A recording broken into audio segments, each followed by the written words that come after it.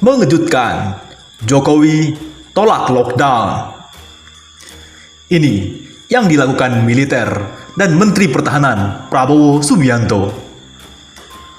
Soal tentara masuk dalam urusan wabah virus corona ini memang isu sensitif. Sebagai orang mendendam kehadiran militer dalam urusan sipil, saya sendiri yang menjadi oposisi dalam rezim militer Orde Baru paling trauma kalau tentara mengambil alih situasi. Namun, kecerdasan memahami situasi adalah hal yang paling penting saat ini. Sebelumnya, hebat, pemerintah pusat pintar sekali. Kalau mau disebut licik sekali, masuk juga, 2 jempol. Desakan lockdown atau kunci diri nasional secara total tidak perlu ditanggapi. Bisa terjadi dengan sendirinya. Dan gratis. Pemerintah pusat tak perlu keluarkan biaya. Caranya mudah. Biarkan pemerintah lokal menghadapi situasi penyebaran COVID-19 apa adanya. Jumlah positif corona di berbagai daerah bertambah dari hari ke hari. Di Jakarta, kenaikannya drastis. Pengamat hukum Universitas Nahdlatul Ulama Indonesia atau UNUSIA, Muhtar Said mengatakan, penerapan darurat sipil mengarah pada kekuasaan otoriter. Merujuk pada Perpu 23/1959, Said menyebutkan bahwa pemberlakuan status darurat sipil berada satu tingkat di bawah darurat militer.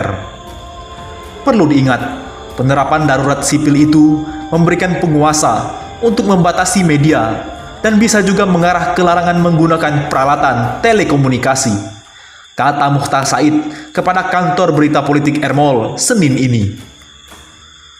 Lulusan Magister Hukum Universitas Diponegoro ini mengaku heran dengan rencana yang digulirkan oleh pemerintah Joko Widodo. Kata Said, lebih baik pemerintah pusat menggunakan Undang-Undang Karantina Kesehatan seperti yang diterangkan dalam Undang-Undang Nomor 6/2018. Ia meyakini dengan menggunakan Undang-Undang Karantina Kesehatan sudah efektif untuk menanggulangi wabah COVID-19. Apa beratnya pemerintah menggunakan undang-undang karantina yang lebih baru ketimbang mundur ke belakang? Bayangkan, ketika orang tidak boleh mudik namun alat telekomunikasi dicabut, akan terjadi chaos. Ketika chaos status akan ditingkatkan menjadi darurat militer. Demikian pendapat Said. Said meminta pemerintah pusat lebih mengedepankan keselamatan rakyat sipil daripada menyelamatkan para investor. Apalagi saat ini kondisi ekonomi sudah mulai lesu. Seharusnya lebih mengedepankan keselamatan rakyat sipil daripada investor. Toh, kondisi perekonomian sudah mulai lesu. Diteruskan, tetap saja lesu. Jadi, bagaimana peran militer dan Menhan Prabowo dalam menangani kasus virus corona ini? Kecerdasan memahami situasi adalah hal yang paling penting saat ini. Situasi saat ini merupakan situasi unpredictable bagi kita. Belum pernah bangsa ini diserang virus. Diserang virus tidak dapat dihadapi dengan model perang menghadapi manusia maupun robot. Menghadapi virus dalam situasi kompleks dan komplikasi masalah akan cepat atau lambat memusnahkan elit-elit bangsa dan juga sebagian masyarakat.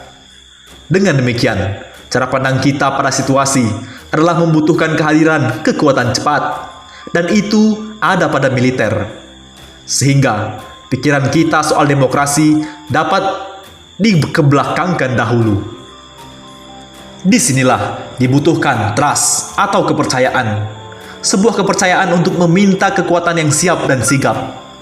Juga kepercayaan bahwa TNI tentu tidak serta-merta mengambil keuntungan nantinya pasca wabah tersebut. Peranan militer dalam mengambil alih penanganan wabah coronavirus ini sudah sangat diperlukan. Mengingat wabah coronavirus di Indonesia berkembang sangat cepat. Beberapa wilayah bahkan sudah fobia virus menjalar dari Jakarta ke daerah-daerah. Apalagi nanti pada musim mudik Ramadan dan Lebaran. dukungan saya tidak bermaksud mengurangi supremasi sipil dan demokrasi. Namun kompleksitas persoalannya dan komplikasi yang terjadi cepat atau lambat akan menjadi ancaman besar. Bisa saja kita percaya pada gugus tugas yang dikomandoi Doni Monardo. Namun kelemahan struktural karena bersifat koordinatif harus diukur terus. Jika dalam waktu dekat, saya garis bawahi, jika dalam waktu dekat akselerasi wabah tidak terkendali, ada baiknya darurat militer diberlakukan. Sebagai pencinta demokrasi, kita perlu memberikan kepercayaan kepada militer mengatasi pandemik ini. Tapi, apakah memang perlu darurat militer ini? Pernyataan saya dalam diskusi di stasiun TV nasional pada Jumat 27 Maret malam kemarin yang mendukung militer mengambil tugas operasi non-militer adalah sebagai berikut. Pertama, situasi pandemi coronavirus di Indonesia sangat kompleks dan komplikasi. Kompleks karena spektrum permasalahan terkait wabah dan dampak ekonomi sangat rumit karena pusat wabah ada di Jakarta dan lalu ke seluruh Jawa, di mana kepadatan penduduk mencapai 13.000 hingga 15.000 jiwa per kilometer. Banyaknya perkampungan kumuh menyulitkan physical distancing dan social distancing, sehingga wabah akan sulit terkendali. Pada saat yang sama, kekuatan sektor kesehatan kurang mendukung. Akselerasi wabah dibanding peningkatan kapasitas penanganan COVID-19 sangat berbanding terbalik. Beberapa dokter dan tim medis sudah kewalahan dan korban COVID-19. Kedua, mengapa perlunya darurat militer? Kemiskinan yang tinggi dan tidak gampang diatasi dalam situasi wabah membutuhkan strategi logistik yang cepat, di mana orang-orang miskin harus mendapatkan haknya untuk makan. Apabila orang-orang miskin tidak dilindungi, maka ada legitimasi bagi orang-orang miskin untuk menuntut hak-hak mereka makan dengan jalan kekerasan. 3. Secara fisik, TNI memiliki kekebalan tubuh relatif lebih baik daripada non-TNI.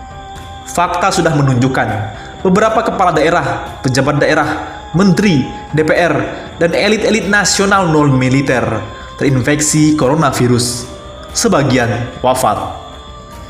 Dalam situasi wabah, tentu saja garda depan mengelola negara, baik berkaitan dengan wabah maupun dampak sosial ekonominya, perlu dikelola orang-orang militer yang secara fisik lebih memiliki imunitas. 4.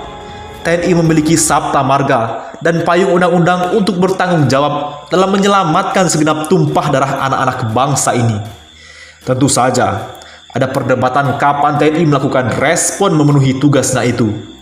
Namun, tentu saja, berlaku ungkapan lebih cepat, lebih baik.